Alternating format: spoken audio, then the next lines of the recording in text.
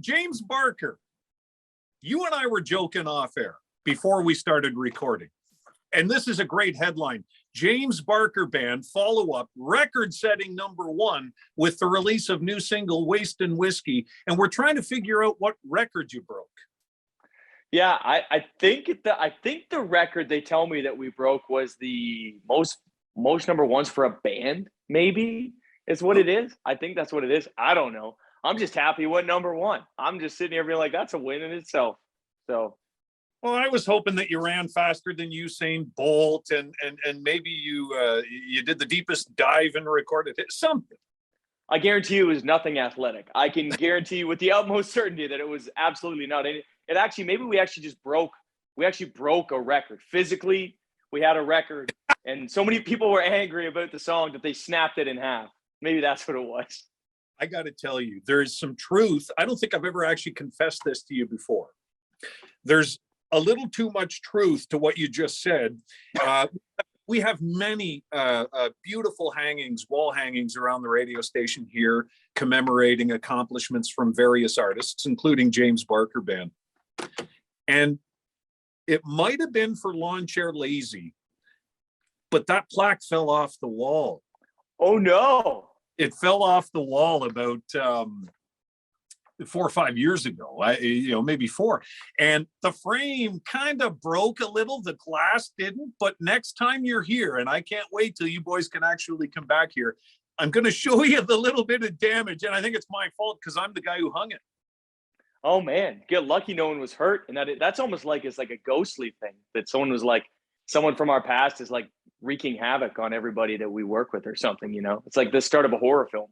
Well, maybe it's a good luck thing because look at everything that's happened since, right up to, and we're joking about it, but New Old Trucks, #1 hit. And what I'd like to zero in on is the work you guys were able to do with Dierks Bentley on this, because having watched your career unfold to this point, I know how much that guy means to you guys. Yeah, that was pretty wild. I mean, that still seems like a bit of a pinch me moment where, I mean, I've been a fan of Dierks since freaking, what was I thinking came out? And I don't even know the year, but that must have been like 2004 or something like that, maybe even earlier. And so to be on a song with him is kind of crazy. It just feels so cool. And I mean, he's such a courteous, nice guy, and he's just such a legit creator and artist. I mean, he kind of checks all the boxes where you're like, nice guy, he's wicked talented, and just like, it's a nice guy again. You know what I mean? Like it's one of those things where like when you finally meet your heroes, it's nice that they are the heroes you envision them to be. And let alone get to collaborate with the guy on the song. And, hearing New Old Trucks, and by the way, I love it. I love that song from the first time I heard it. And I swear when I'm in my old truck, I sound just like you when I'm singing it to the radio. I'm sure you do. It's actually, there's a bit of magic that goes on when if you're driving an old truck, you sound actually better than we do because we didn't sing it in a truck. The miracles of technology would not allow us to record that vocal inside an old truck. I don't know why. But what happens though is that my daughter gets in the truck, I'll be driving to pick her up at work, and she gets in, she's like, "Oh my God, Dad, you got to stop that. You sound terrible." She looks like she just ate like a sour lemon or something. Yeah. What is going on? Stop, you're going to shatter glass. But my old truck, it's funny because certain songs resonate, whether it's on our side of the radio or to our audience. And with New Old Trucks, I got the 2011 Sierra out in the parking lot with just enough rust that it's got orange highlights. And so when New Old Truck ended on our laps, I feel better about my old truck. That's exactly it. It makes you feel good about having an old truck. I feel like there is one of those things too with that song where it's you're really talking about all of these amazing things about an old truck, but everybody it's a love-hate relationship anytime you have an old truck. I remember the truck that I love the most was an 89. I've had a lot of old trucks, but one of my favorites was an 89 3/4 ton Chevy, a 2500. And it was they would bounce the kidneys out of you. It was so rough to you'd be shaking down the road, and it was a Farmer 4-speed. And so it would max out at 80 kilometers an hour. But I remember the worst part about it was if you hit a bump or a puddle, all of the lights would go out. All of the exterior lights, brake lights, tail lights, back, reverse lights, everything would go out. And so it's you're constantly under the truck on the side of the road trying to get the lights going. But hey, It was a radio work. How did you ever get that thing certified? I mean, holy smokes. There was a little bit of there might have been a little bit of extra money exchanged in order to get that safety. I don't know. I don't know if I'm going to go to prison for saying that, but I don't think it was totally on the up and up, to say the least. So, if you guys, given the body of work you've created now, you've had an incredible career, but what do? You keep going and you make more. And now we're celebrating the release of a song called Wastin Whiskey. And what are we trying to say here with Wastin Whiskey? I mean, this song was cool. This is Travis Wood, who I write pretty much everything with. This was his idea, and he had actually pitched it to me probably like 5 times in different rooms, and we were with different people. And he kept being like, "Wasting whiskey." Like I drinking, thinking about you, but it's just like it's not doing anything because your memory is so strong. And so we finally got in the room with Jared Kim, who I've never written with before until that point. And Travis threw it out again, and Jared's like, "Oh, I love that idea." And I was like, "Oh, I guess today's the day we're writing that song." But there's something really cool about that idea of like you just keep drinking it and it's not doing anything. And I feel like it's maybe the most traditional country idea as we have done. That's like kind of goes back to the OG like freaking Waylon meets freaking Hank Williams, like an actual like drowned your sorrows, because of a broken heart kind of song. And that's kind of the inspiration behind it. I mean, it's cool in country music that you can still find it's kind of like a new rub on a old idea, I guess, to do it in that way, to be like, it's like drinking water, drinking this whiskey. You know what I mean? Like it's so cool in country how you can find like just a traditional idea and find like a new approach to it. It's interesting as well because we have technology that's our friend in regards to kind of gauging audience reaction. You guys create the music and then you put the preview up on TikTok, and it just went crazy. Yeah, it was weird. I mean, it's very strange, like to live in the time that we live in, where you can get like basically instant feedback on like the art you create. Where even when we were kids and earlier on in our career, like it was like it's kind of a shot in the dark until you've really sunk in a lot of time and money into a song. And so over the course of the pandemic, we've been writing so much, and I mean, it takes 2 seconds on your phone to shoot a video and freaking post it up online. And so we've been doing that with a bunch of songs, and this song freaking stuck its hand up quite quickly, where we posted it and it got to like 1.2 million views in only a couple of weeks. And so we were like, it's pretty hard to deny that this song is clearly resonating with people on a level that we hoped it would, that we hope all our songs will. And so I feel like we would be, we'd be silly and almost doing a disservice to our fans if when they tell us they like something, we didn't give it to them. Do you know what I mean? So it's cool to be able to do that. And it's also just like a nice little pat on the back for us to be like, you're doing something right. So it's pretty wild. It's pretty wild how it all came together. But I mean, for love it or hate it, social media is a pretty cool thing. So pretty powerful. Yeah, you look at the past couple of years that we've all lived through, and I just think artists, and I don't think it can be overstated, what you folks did, and you in particular, I don't remember how many nights in a row it was you did the Instagram lives, but all we heard over the course of the pandemic is what we didn't have access to and what we couldn't do, yet music carried on, and I think that's a big part of getting people through this. I think so too. I mean, that was the cool thing with, thank goodness we were at a point. I feel like even if this was 2015 or especially like 2010, we would not have been able to do the things that we did during the pandemic as artists. You know what I mean? Like think about how far freaking iPhones and everything have come since then. The fact that we can even sit here and talk to each other like this, like, if you tried to do a video chat in 2010, it was on Skype and it was like, it looked like you were talking to like a Tamagotchi or something. So it's pretty cool. And I do feel like it also made you realize there's something. I had a bit of a realization, I feel like early on in the pandemic, where you're like, oh, if it's through a digital medium, it loses the magic of it. And obviously nothing is the same as having that actual like one-on-one human interaction that you have at a show or in a co-write or any sort of a conversation. But it's so close. Like there's something weird about having written a bunch of songs now virtually that you're like, you feel like there's got to be like this magic that is in the room when you write, where everybody's on the same wavelength. And it seems really weird that same wavelength can travel through the internet. Do you know what I mean? It seems Because like, up here, right? You know, yeah, and right, technology's help, but as long as you've got the magic there and the folks you're working with writing do, that creativity, you adapt, right? It happens online.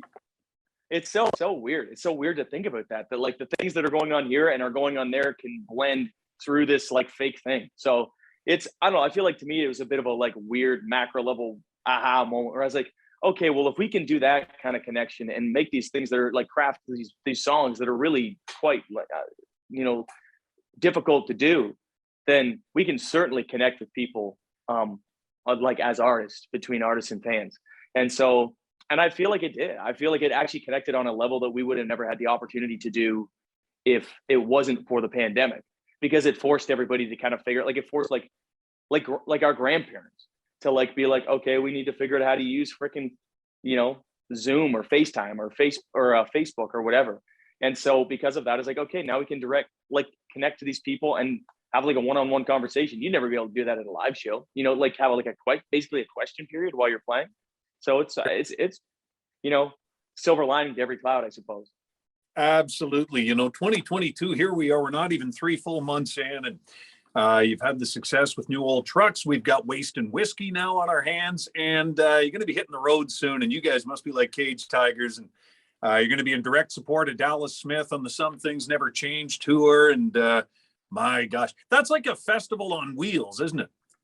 Yeah, that's going to be so fun. I mean, like we've been chomping at the bit since like we started rehearsing for this tour in January, which is ridiculous because it didn't start until like the end of May. But we just want to play so bad, and it does feel almost like there's like a weird deja vu that I've been having, because it's like down here, obviously it's a little bit warmer now than it is in Canada still, but like the leaves are just starting to, like, the buds are starting to come out on the trees. And it made me realize that we're going on this tour basically the exact same time of year that we went on that Dean tour. And it just feels like that was like the first big tour, and now this is like the kind of the biggest thing since COVID hit. And I'm like, it just feels all too like surreal that it's all finally happening, but it's happening. I mean, like you said, like things are opening up, things have basically opened up, and people are doing things again, and people want to see freaking music. People want to have a good time, and this is the perfect time. That tour is going to be so good. And I mean, it's going to be, I've already said this to multiple people. We have to pace ourselves, because like you said, everybody's been caged for 2 years. And like, obviously us as a band, but like the fact that we're going to be out with all these people that we haven't gotten to hang out with. I'm particularly worried about JoJo, because we always have way too much fun when we're with JoJo. And I'm like, guys, I know everyone's going to want to go hard the first like week, but don't wear yourselves out, because this is like a 2-month tour. So we gonna bring an extra case of water for everybody for those first few mornings. Good. Well, save some gas in the tank for when you guys hit Ontario in June. And I know there's shows in Oshawa, Peterborough, Kingston, and of course on the Bud stage, because I'm going to be at least 2 of those shows, and I need you guys at your best. Oh, it'll be smooth sailing. All the bugs will be worked out at that point. I feel like we're going to be running on a high through Ontario, because we haven't actually seen like so many of our like family and friends through the pandemic, being kind of stuck down here with all the border stuff.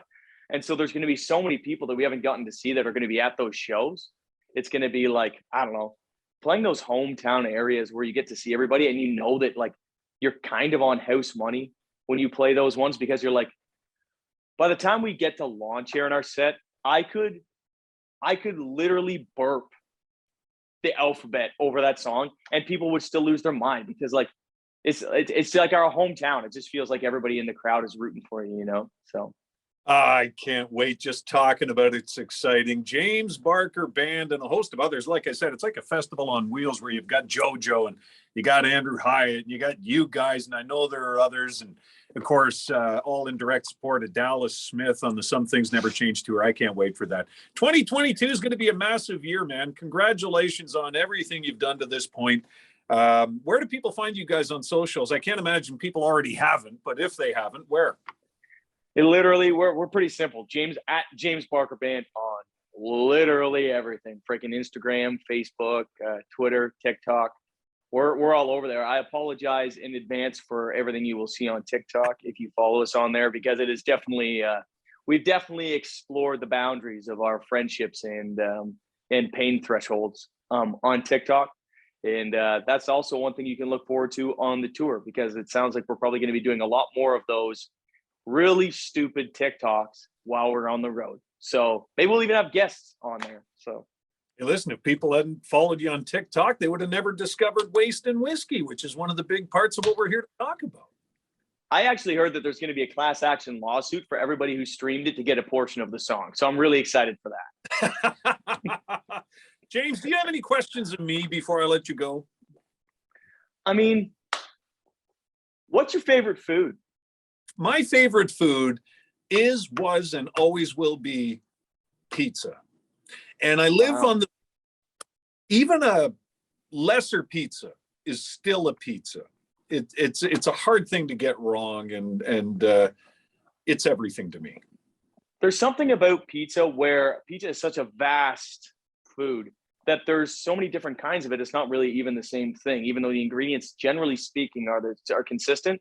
Like a trashy late night drunk piece of pizza that you pay $2 for is its own thing that you will want. You don't want the expensive one, but then other days you want the expensive one. Sometimes you want the Chicago deep dish. Sometimes you want the flatbread pizza. I've actually one more question. Someone asked me the other day, and I'm going to ask everybody I talk to.